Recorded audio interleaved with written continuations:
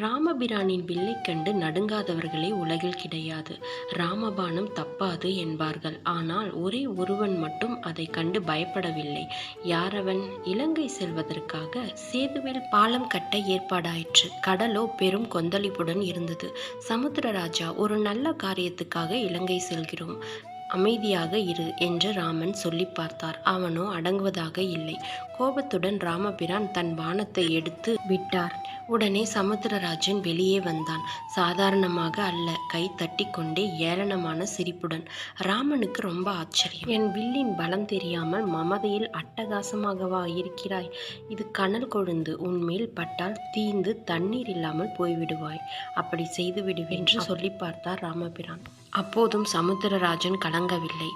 ராமா, நீ யாரிடம் என்ன பேசுகிறாய்? இந்த பூலோகத்தை ஆளும் பரதன் உனது பாதுகையை பெற்று வந்தான் அல்லவா? அதற்கு அவன் தினமும் அபிஷேகம் செய்கிறான். அந்த நீர் தமசா நதியில் விழுந்து அது சரையூ நதியில் கலந்து என்னுள் வந்து ஐக்கியமாகிறது. அந்த தீர்த்தத்தை குடித்து குடித்து என் உடல் வஜ்ரம் பாய்ந்து வலிமையாக இருக்கிறது. என்னை உன்னால் கொன்றுவிட முடியுமா என்ன என்றான்.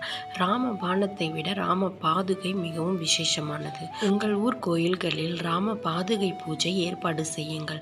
நமது நாட்டை எந்த சக்தியும் எதுவும் செய்துவிட முடியாது.